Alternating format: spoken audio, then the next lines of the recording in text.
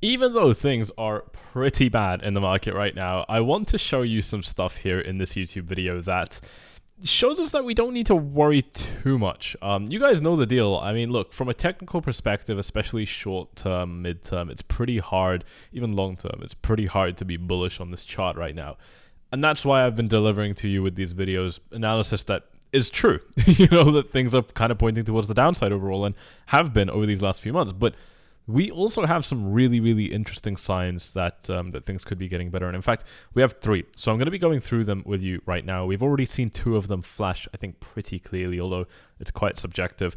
We've seen 2 of them flash. The 3rd one hasn't yet. And we've spoken about these before on this channel already. Now, if you're excited for this one, if you're excited for the new jacket legends, do me a favor and smash up the likes. Make sure you're subscribed to the YouTube channel, and I want to draw to your attention again this form we've got in the comment section down below where you can get my $200 package, Trade Insane, where I've given you some of the key lessons I've learned as a trader, psychological lessons, strategies, and so on I've learned as a trader over the years. I've put them in an audiobook, ebook, and video course version for you, which you can get using the link in the description down below. Now, usually you have to pay for this. All VIP members get it for free, but you can get it as well by following that link in the description down below and registering yourself with Bybit. So if that's something that sounds interesting to you, this is well worth checking out. The things I've put in this ebook have been directly responsible for making and saving hundreds of thousands, if not millions of dollars for me. So well worth checking out, guys. But let's get straight into the analysis. And actually, I want to start off with taking a look at David Ppule. Now, this is the guy that made the Ppule multiple indicator, and he's mentioned 3 key factors that we need for a bull market here. And this is actually what we're going to be talking about for most of the video. Is number 1, we need long-term holding behavior. So we need to see that our long-term investors in the crypto space, specifically Bitcoin, are generally holding. So they're not offloading; they're generally holding their Bitcoins. Number 2, we need to see that there are painful losses from our short-term speculators, our short-term traders, right? We need to see that there's painful losses for them. And number 3, we need to see a lot of network activity across the board. So I just want to break this down for you. This is quite self-explanatory, but I think it's worth going through as it is anyway. You know, it's a good sign when we're getting long-term holding behavior, because that's showing us that we're just not getting more supply entering the market, okay? And if we don't have more supply entering the market, well, that generally means that we're not going to have more selling pressure. Similarly, if we have a lot of painful losses for short-term traders, that shows us that it hasn't been a successful investing environment recently, right? So you know, that you want that, right? When you want to enter a market, you don't want to enter when the market is already going up. You want to enter when the market is low, which means someone had to suffer on the way down, and that's generally going to be for our short-term speculators. And number 3, this is the most important one. This just shows you that things are coming back to life, guys. I guess the key point in this video, which you're not going to like, you know, I am very balanced with this stuff overall, is that we have had numbers 1 and 2 for a long time. But number 3, this could take way longer to come in. I mean, it could be in right now. It could start coming in soon. It might not come in for years, right? I mean, it could take a very, very long time to see number 3. And the reason that seeing network activity is important, first of all, what is network activity? We're talking about transactions. We're talking about people using Bitcoin. We're talking about just more on-chain analysis data. We're talking about more stuff going on with people actually sending and receiving Bitcoin, basically. You know, when we see more of this, that's showing us that things are coming back to life. It's showing us that we've got, you know, some signs of life in the market. Are these the only 3 things you need for a bull market? No. Do you even need these 3 things for a bull market? No. But these are good starting points, and this is what I want to talk to you about. Let's start off with number 1, super easy here. I want to show you the total supply held by long-term holders. This is on glassnode.com. Again, guys, I want to remind you, I spent $9,000 I spent $9,000 on this data. And if that doesn't deserve a thumbs up, guys, that was a lot of money. My renewal date's coming up, please. Help me out here. Yeah, I do appreciate the support. This is actually a really cool website, but fuck's sakes, guys, $9,000 for this is a bit, you know, I mean, that is something. Take a look at this. This is the total amount of circulating supply held by long-term holders. And how do we define long-term holders? This just means anyone that's held Bitcoin for over 155 days. And we can see actually throughout all of Bitcoin's history that we've generally been trending up, but we're actually at an all-time high right now. We're at an all-time high of Bitcoins being held by long-term holders, right? By 13 million. And actually, generally, you don't want the number to be particularly high. I mean, the more long-term holders you have, the more people that could potentially sell. But anyway, that's a conversation for a different video, and it's somewhat different here because people that trust Bitcoin are kind of fanatics, right? I mean, you and I don't know if you count yourself in that, but I certainly do. If you're a Bitcoin maxi or someone that's willing to hold Bitcoin for the long term, you don't really give a fuck where the price of Bitcoin is overall. You don't really, you're kind of in this, if it replaces what we use as real world currencies, or if it just kind of goes down to zero, you probably wouldn't change your stance on holding Bitcoin. And I think that's the one thing that kind of makes this a bit of an exception. But bottom line, guys, we have extreme holding behavior from our long-term investors right now. I mean, this is extremely clear, very, very clear indeed. And if we actually take a look at our short-term holding supply as well and compare it to long-term, this is a bit of an overwhelming chart, but just pay attention to where the blue line, so the red is all short-term behavior, the blue is all long-term behavior, right? And then the darker blue and the darker red represent profits. So this is where more long-term holders are in profit compared to short-term holders. Long-term holders being in a loss. You can't possibly be in a loss, obviously, if you're at an all-time high. That's why the numbers spike over here. And then we've also got our short-term right here. And the key thing that we want to focus on is just kind of overall, and especially if we zoom this in to kind of, I'd say around 2017, maybe even a little bit later. We've seen a pretty clear kind of trend here where overall we are getting more long-term holders. They're not actually in a profit. A lot of our long-term holders are in a loss. Let me just hide my camera so you can see this. A lot of our long-term holders are actually in a loss right now. That's why you can see this lighter blue. The lighter blue represents our losses. The darker blue, and again, the darker red represents our profits. This I think is really, really important data because it shows us that we have a lot more long-term holders than we have short-term holders, right? The cool thing about this data is you're either somebody that's held Bitcoin for over 155 days or you're not. So 100% of Bitcoin holders fall into this data. This is again the beauty of on-chain analysis. You can't see this stuff in other markets, right? I mean, it's only Bitcoin and cryptocurrency where we can actually even see this data, and that's I think super powerful data that we really should be quite grateful to have. And if we take a look at this, I mean, we've got right now 35% roughly long-term holders in a loss, and 47% roughly in a profit. I think I got my numbers the wrong way around, by the way, my bad. But that does put us overall at about 80% of people. I might have been saying the numbers wrong, but it does put us at about 80% of people that are long-term holders, and so only 20% are short-term holders. And I think that's a really, really big sign, potentially showing us that we are actually in a situation here where, we've definitely seen a shift in this market where most people are long-term holders now, and specifically that they're holding, right? That they're not actually dumping. This is the result of two things. I mean, number one, it means that short term, and this is where we go back to point number two now, if I just bring that back up, it means that number one, kind of short term traders are selling because of painful losses, but number two, they're being converted into long term holders, right? Because if you've held Bitcoin for 154 days, you're counted as short term according to this data, but if you hold it for 155, you're now considered long term. So this number, this blue line, will keep going up based off how many people are selling or just holding on for more than 155 days, which I think is really, really important. And then the second thing to bear in mind, guys, is also just the short-term holders here in terms of being in painful losses. Guys, I mean, we've had an extremely long bear market. I mean, if we take a look at the chart and switch this onto BLX so we can get all of the price data here. I mean, from this high right here, I mean, it's been 400 days. We haven't had a real sustained uptrend. I don't even want to call this a sustained uptrend because it did last 70 days. That's pretty good, but it only really went up by 40%, which for Bitcoin, for crypto, isn't actually that impressive. And even from there, if we measure it to where we are right now, it's still been more than half a year, quite a lot of time, that we've spent, trending downwards. I mean, there's been absolutely no relief for short-term investors. And not only that, we've dropped by a lot. From that all-time high, we're at a minus 76% drop to our current price right now. And if we measure this down to the absolute low that we set, that's a minus 77% drop. I mean, there's no doubt about it, guys. We are seeing painful losses for our short-term speculators. Now, like I said towards the beginning, this is a little bit more subjective, right? You could disagree with me, and that would be okay. I mean, I think it's a little bit weird, but you could disagree. It's not like this is this isn't a fact that I'm saying, but guys, let's be honest. I mean, this is a pretty painful loss for anybody, I think. And at the same time, we are seeing those long-term holders. And, again, these three factors, like I said, they don't have to be what gives us the bull, right? It doesn't have to be that we see these three things flash and then bam, we're in a bull market.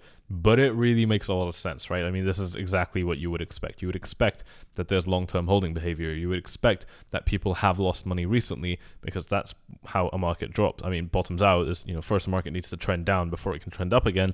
And of course, you'd expect that that the usage just comes back to life. You would expect that people start to actually give a fuck. And that, I think, is very, very important as well. And I think it's quite fair to say, guys, that overall we've got these signs right now. It's been like, even if you just got into the market back here in this range, you'd still, like, if we take an average entry of say $20,800 down to where we are right now, you're still down 22%, guys. And I think that's that alone is pretty significant, I would say. I mean, being down by minus 20%, you look at that in the stock market, for example, people be losing their bloody heads, right? So minus 22%, still something, definitely no minus 77%, but it is still something. And by the way, this is only a Bitcoin discussion. God forbid you touched any of these absolute shit coins.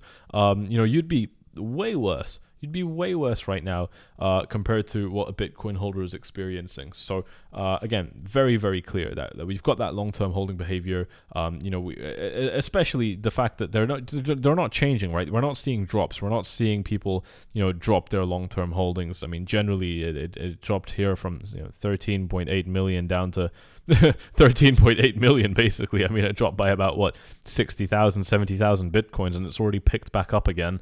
Pretty clear, I think, guys, that people generally are quite happy holding their Bitcoins almost despite the price. I mean, we do see little drops, when the market gets screwed. Take a look at the price here, 31,000 down to a price of 20,000. Yes, we did see a drop. We fell from 13.37 down to 13.25. 120,000 Bitcoins no longer held by long-term holders, or are no longer long-term Bitcoin. How do I say this? You know what I'm trying to say. That is true. But again, we pick it up, right? And it's just continued to be that trend, which I think is very much confirming those first 2 points. And then number 3, let's actually take a look at this data right here. And by the way, I'm going to get onto another chart right now quite shortly as well, which kind of covers the really, really nice upside here. So if you are excited for that, do me a favor and just throw up those likes on this YouTube video if you haven't done so already. The number of transactions that we've got here, this is actually the same data I showed you pretty much in the last video, is not particularly impressive. In fact, we've been quite a lot higher than where we are right now previously. If we take a look at where we were when Bitcoin was trading at $3,600 in July, or in fact, let's look at February, because this is the data I took for you last time. Roughly February 7th, Bitcoin was at $3,400, and we had an average daily transaction count of we had a transaction count on this day of 312,000 Bitcoin transactions. So that's the amount of times Bitcoin was sent from A to B or B to A or whatever in between, and afterwards as well, just how many times Bitcoin was sent or received, obviously. And that's 312,000, and this is the 30-day moving average, by the way. And we take a look at where we're at today, and it's 256, right? So we just don't have that much network activity. We've had much more activity multiple years ago, like 3-4 years ago, really. We had more activity than we have right now, so we don't have that third factor. We don't have this general interest in the space. We have the first two, we're ready, but we don't have the others. And I think that's a really, really big deal, guys. It's something that I want to talk about with you guys just a little bit more, because I think a lot of people don't actually realize how much of a good position we're in right now. A lot of people have dropped off on the market, and you know what? It might continue to be boring for quite a while, But one of the key things that I always say to you guys when we're in situations like this in this market right now is that if you keep paying attention to the market at critical times like this, you will be in that wave of next millionaires. I've said this before multiple times, and I've always been correct about it. It's always happened that people who continue to pay attention and stay patient in ranges like this during winters like this, they do tend to come out with really, really nice rewards, right? Making a shitload of money was never going to be easy in the first place, and you probably knew that. Now you're actually going through what you've signed up for. I don't know if it's going to turn out well, but fuck, like I've been through this a couple times now with Bitcoin. I've been in this space for about, 5.5 years now. I've gone through a little bit. Yes, this is the worst I've gone through for sure, in terms of just how long it's been, right? I mean, the actual price drop, I've suffered worse than this multiple times, but this just feels worse for everybody, so I think that's totally fair to accept, and I can see why. I mean, we've got that global macroeconomic stage, which is horrific right now. In fact, this is one of the things that 𝗀𝐿 was actually mentioning in his Twitter tweet right here. He mentioned this, of course, gains conviction, means like, he uses such complicated language. He's saying here that this, of course, becomes more valid, basically, becomes more realistic, becomes more widely accepted when we have better liquidity available and when there was no issues like what happened with FTX collapsing and then affecting other crypto companies as well, and so on and so forth. So basically what he's saying is that this can become a more reliable, this can become more widely accepted by people in general if we have more money available, meaning, if there isn't such an issue with inflation and interest rates and stock markets also dropping and so on and so forth, and at the same time, if crypto itself isn't killing itself, by just stabbing itself in the chest because of horrible mistakes that were made in the past. So, and I think that's all totally valid, right? I think that all of that makes quite a lot of sense.